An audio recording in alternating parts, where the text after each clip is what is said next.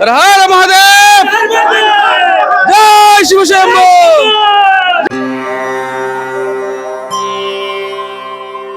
চন্দ্রনাথ ধামের কিন্তু কানায় কানায় পূর্ণ হয়ে গেছে তীর্থযাত্রীরা। হর হর মহাদেব। আমি এখন আছি বিয়াসকুণ্ডের পাশেই, আর বিয়াসকুণ্ডে কিন্তু আসলে ভিডিও করার নিষেধ, তাই আমি বিয়াসকুণ্ডের ভিতর দেখাতে পাচ্ছি না। তবে একটা বিষয় হচ্ছে, আমরা দিনের বেলায় যে দৃশ্যটা দেখেছিলাম মোটামুটি মানুষ ছিল না, কিন্তু এখন এত পরিমাণ আপনার তীর্থযাত্রীর ভিড় এখানে দেখা যাচ্ছে। আর ভেতরে মোটামুটি আপনার চতুর্দিকে, বিয়াসকুণ্ডের চতুর্দিকে কিন্তু তীর্থযাত্রীদের ভিড় আমরা লক্ষ্য করতে পারছি। তবে আমি আপনাদেরকে ভিতরে কোনো দৃশ্য দেখাতে পাচ্ছি না। এখানে আমাদের মায়েরা বোনেরা স্নান করছেন, তাই এই জিনিসটা আসলে বেমানান দেখায়, ওই কারণে আমি ভেতরে কোনো ভিডিও করছি না। আর বাইরে থেকে আমি যতটুকু পারি আমরা এই যে সামনের দিকে যাওয়ার সময় বা সোমনাথ বাড়ি পর্যন্ত আমি আপনাদেরকে একটু দেখানোর চেষ্টা করবো যে ওইখানকার দৃশ্যটা কেমন দেখাচ্ছে। চন্দ্রনাথ ধামের কিন্তু কানায় কানায় পূর্ণ হয়ে গেছে তীর্থযাত্রীরা। আমি এখন হাঁটছি আপনার বিয়াসকুণ্ডের পেছনের দিকে যে রাস্তাটা রয়েছে সেই রাস্তাটি ধরে, আর এই দুই পাশে কিন্তু তীর্থযাত্রীরা আপনার এখানে মোটামুটি একটা স্থান নিয়ে নিয়েছে। এক কথায় বলতে গেলে বিয়াসকুণ্ডের এবং কি আমাদের চন্দ্রনাথ ধামের প্রতিটি আনাচে কানাচে কিন্তু তীর্থযাত্রীরা সাধু সন্তরা এসে ভিড় জমিয়েছে। এত ভালো লাগতেছে যে আমরা যেটা ধারণা করেছিলাম হয়তো মানুষ হবে না, কিন্তু না, এখানে কিন্তু আসলে প্রচুর পরিমাণে তীর্থযাত্রী ইতিমধ্যে এসে আমাদের চন্দ্রনাথ ধামে অবস্থান করেছে। আমি বিয়াসকুণ্ডের পাড় থেকে সরাসরি চলে আসলাম সোমনাথ বাড়ির দিকে, আর এখন আমি উপরের দিকে যাচ্ছি। আর বেশিরভাগ তীর্থযাত্রী কিন্তু আপনার চন্দ্রনাথমুখী, অতিরিক্ত আপনার নিচের দিকে খুব কমে যাচ্ছে। তো উপর দিকে কিন্তু অতিরিক্ত তীর্থযাত্রী চন্দ্রনাথমুখী হয়ে আপনার হয়তো স্বয়ম্ভূনাথ বাবাকে স্নান করাবেন, এরপর ওরা চলে যাবেন চন্দ্রনাথ ধামে। তো প্রচুর পরিমাণ তীর্থযাত্রী জমায়েত হবে উপরে। আমি দেখি কতটুকু পর্যন্ত যেতে পারি। অনেক তীর্থযাত্রী উপরে যাওয়ার পথে কিন্তু আপনার রাম সীতা লক্ষ্মণ যে কুণ্ডটি রয়েছে, কুণ্ডগুলো সেই কুণ্ডের দিকে নামছেন। এই দেখতে পাচ্ছেন নিচে কিন্তু অনেকে সেই কুণ্ডে আপনার দর্শন করছেন। অনেকেই মানে যা যা করণীয় তারা নিজে নিচে নেমেই কিন্তু সে কাজগুলো করছেন, আর অনেক উঠে আসছেন। আর বেশিরভাগ তীর্থযাত্রী কিন্তু চন্দ্রনাথমুখী হয়ে উপর দিকে যাচ্ছেন।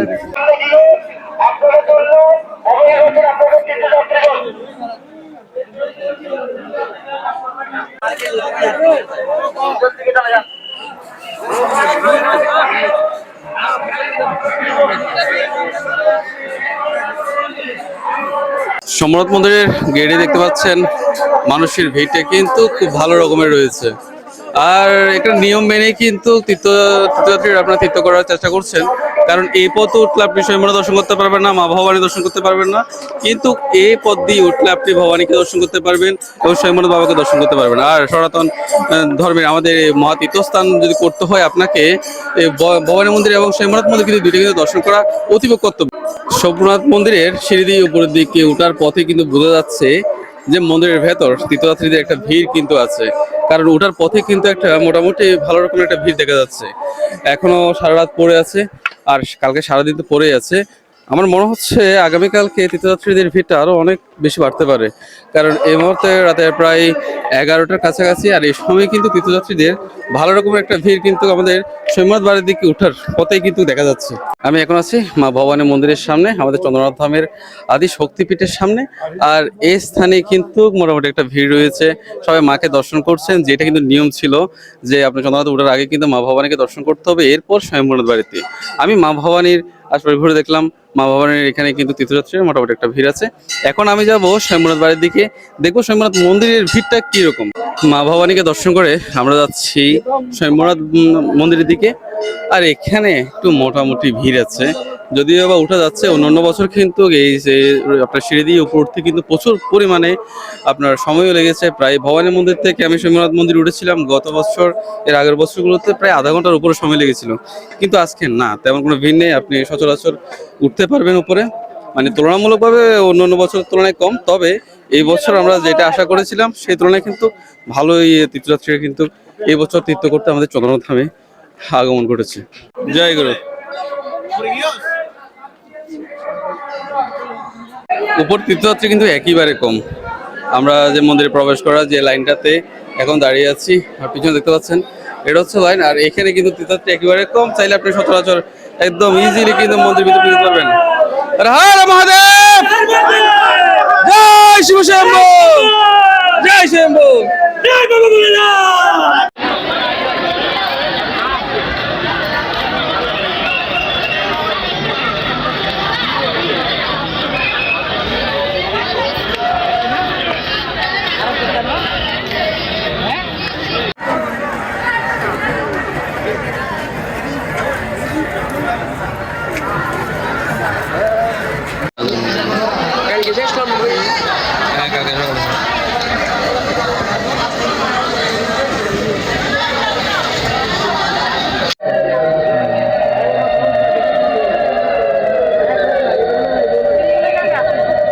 আমরা স্বয়ম্ভূনাথ বাবাকে দর্শন করে স্নান করে বের হলাম।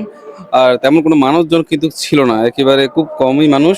আর এখন মহাদেবকে অভিষেক করাবেন, ওই কারণে গেট বন্ধ করে দেওয়া হয়েছে। আর এখন তীর্থযাত্রীরা বাকিরা কিন্তু অপেক্ষা করছেন। এরপরে যখন অভিষেক করানো শেষ হবে, এরপর আবার গেট খুলে দেওয়া হবে। গেট খুলে দিলে এরপর তীর্থযাত্রীরা আবার ভিতরে প্রবেশ করে মহাদেবকে স্নান করতে পারবেন। তবে মানুষের ঝামেলাটা তেমন কিন্তু নেই। অন্য বছর যে ঝামেলাটা ছিল, উপরে উঠতে ভিতরে ঢুকতে যে একটা সময় ব্যয় হতো, সে সময়টা কিন্তু ব্যয় হচ্ছে না। আর আমি ভিতরে কোনো ভিডিও ধারণ করতে পারিনি, কারণ সেটা নিষেধ ছিল। ওই কারণে আমি ভিতরে ভিডিও ধারণ করিনি, আর সেটা আপনাদের দেখাতে পাচ্ছি না। অবশ্যই আপনারা নিজেরা এসে কিন্তু সেই স্নানের দৃশ্যটা দেখতে হবে। আর আমি এখন নিচের দিকে নামবো, আর উপরের দিকে যাচ্ছি না, কারণ উপরের দিকে হচ্ছে চন্দ্রনাথ, আর বাকি পথটা আপনারা জানেন, আমি আপনাদেরকে আগে দেখিয়েছি। আর আমি আশা করি কালকে আগামীকাল সকালে কিন্তু চন্দ্রনাথ। আর সকলের কাছে অনুরোধ, ভিডিওটা অবশ্যই শেয়ার করে দিন, মানুষরা দেখতে পারুক যে আজকে চন্দ্রনাথ ধামে তীর্থযাত্রীদের কেমন ভিড় রয়েছে, আর চন্দ্রনাথ ধামের মেলা কিরকম চলছে সবাই দেখতে পারুক। আপনাদের বন্ধু বান্ধব আত্মীয় স্বজন যারা আছে সকলের কাছে আমরা ভিডিওটি শেয়ার করে দিন। আর আমার চ্যানেল নতুন হয়ে থাকলে অবশ্যই শেয়ার করে দিন, সাবস্ক্রাইব করে দিন। হর হর মহাদেব, হর হর মহাদেব, হর হর মহাদেব, হর হর মহাদেব, হর হর মহাদেব। সকলে আমার ভিডিওটি অবশ্যই শেয়ার করে দিন, আর আমার চ্যানেলটিকে সাবস্ক্রাইব করে দিন, যেন আমার প্রত্যেকটা ভিডিও আপনাদের কাছে গিয়ে পৌঁছায়। হর হর মহাদেব, জয় শিব।